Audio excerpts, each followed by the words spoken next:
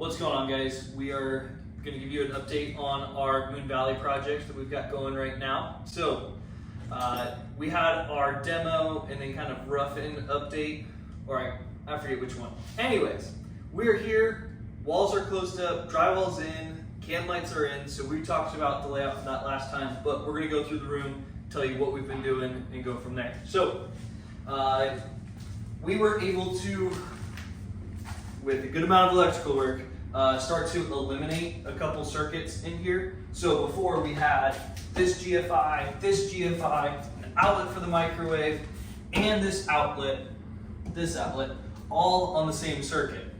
Now that is quite a bit, especially for a kitchen, to all be on the same circuit. What we were able to do is get it to where only this GFI and this GFI are on the same circuit.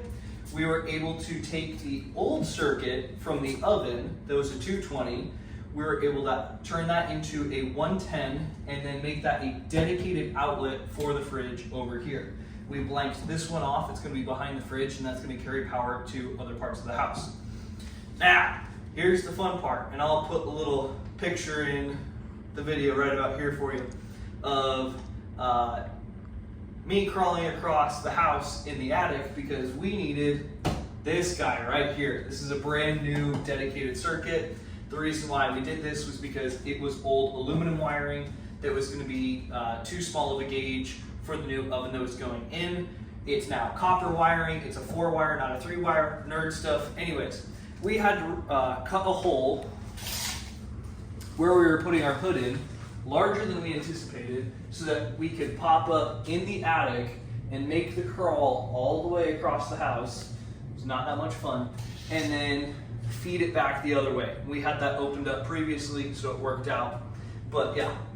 Anyways, then while I've got you guys right there, speaking of electrical stuff, you can see all our can lights are nice and lined up. Everything worked out how we wanted it to. It hits the lines with the can lights over there. Yay, we're excited, all that good stuff. So, we had the plumber come in, and then our trench is now gone because the plumber ran the gas line. It's in a sleeve right here and stubbed up for the gas. We have a conduit that runs under here that puts the wire here, pops it out over here. That's gonna be the circuit for all this stuff right here. And then we have it where we're going to tie in with the under cabinet lighting. So this is our low voltage wire that's popping out here. That's going to be for the under cabinet lighting here, and then on the far wall over there.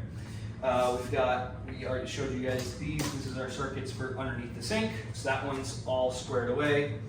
Let's see, am I missing anything on this? Don't really think so. Oh, this is an old circuit that they had split and done some weird stuff too, but we're able to essentially, we were able to eliminate things because, don't want to talk bad about the people before, they did some weird stuff. Anyways, we also have currently a wire that is underneath the drywall. It's on a switch, so the switch is off, it's capped off up there, and it's going to be a 4-inch can that goes in there. So we have it spooled up right where we want it so that when we cut that 4-inch can hole, we can just pop it right through.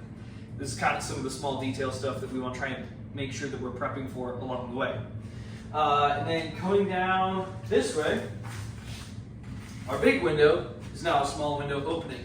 We still have, I think it's about, how many days? We've got about 4 or 5 days before our new window shows up, but we ended up framing this guy in so that it matches the window over there. So it's going to be the same size, it'll be a very similar style, all that good stuff. But we've drywalled up to where it's going to be sitting. So when that comes in, we'll be able to pop that in pretty quickly. So I think that covers, oh, we also obviously had our tile guys come back in, and we had enough of the remnant tile to fill in all the stuff that we had popped out. What we did when we took out the tile was, if you remember, we had it cut square in here, and then they had the cabinets that were sitting there on the ground. One of the things that we wanted to make sure is not just to have a half tile right here and then a grout joint running through the middle of it. So we went through, cut all the grout joints carefully, and then took our demo hammers, popped them up, and then the homeowner had remnant tiles that we were able to put back in so it matches the rest of the floor. We did that We did this section here and then that over there. You're gonna trust me because we're not gonna look at it. Now, for this part over here, you'll probably recognize from what we've done on previous projects, it's like, why does this tile not match this tile? Well, the reason is because it's gonna be going underneath the cabinets. It's gonna make sure that all the cabinets are at the same level together. It's going to be hidden, so that's why we didn't want to try and use any more of the floor tile, and we weren't really going to have enough for it either. A big part of this is some people will ask, is it important to do tile on the floor before I put my cabinets in, or do I put my cabinets in, then do my flooring? You can do it either way. The reason why on this project especially we elected to go with this way, this style, is we have our cabinetry that is going to continue to run farther down on top of tile. And rather than scoring a line, trying to chip it out and set stuff on concrete, we're gonna set it on the tile. So that's what we went ahead and did right now.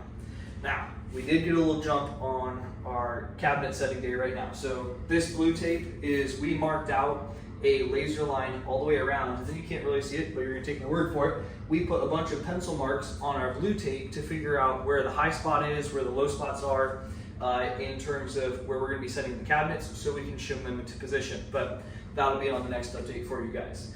Obviously, drywaller came in, he textured everywhere that he patched in, so it looks great in here. Obviously, the removal of the soffits, the spot's just looking a lot bigger right now. So we've got the spray texture on the wall, hand texture on the ceiling. We also moved this guy. It used to be right about here, but when we cut our hole for our attic access, we were able to pop it over. We put blocking in as well all around it, and we measured out where it was on the hood, so that we should be able to mount that guy right up there and get good anchoring in, because the last guy used a couple of drywall anchors, but we're not going to talk about it. Anyways, let's go outside. So I think we talked about this on the last video with the sewer pipe. And it was the, what was that, the galvanized steel that was not galvanized, what am I saying? Cast iron, there we go. That was in there and it was failing. So we talked to the plumber about running a new ABS line. So we had the very fun time of digging this beautiful trench all the way through here that goes underneath that wall and ties into where the ABS lines are over there, and we'll go check that out in a second. But the plumber's gonna come in, he's gonna do a 90-degree angle, tie that in over here. This is gonna be a 90-degree, so these will catch on each other right here. We saw cut our slab, which I might put a little video in right here of us doing that.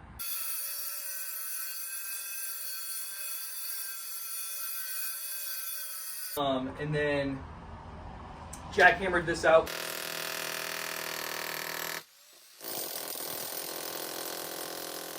We've got a clean line right here so that when the guy comes in to reset our concrete, it's going to look nice and not just be a channel right through it. We made sure to dig everything to the level where we've got fall all the way through. We ran into some concrete over here, so it was really fun spending a couple hours just jackhammering through concrete in the heat. But anyways, yeah, we've got a hole through below our footer, and then Bobby, try not to trip, but I'll have you peek over the wall real quick. So we've got the last little bit of dirt that we need to remove, but you can see the two ABS lines. So this is our clean outs for the house, and then for that runs to the city sewer. So that should be it for what we've got going out here right now. Plumber's gonna come in and take care of this, so we're gonna remove the rest of the dirt tomorrow when he comes in, but everything should be able to get squared away on that. So we are moving right along with this project. Super happy with the progress so far. We've got obviously a decent amount of the way to go, but yeah. Until next time, do good work, drink your Shamrock Farms. Catch you later.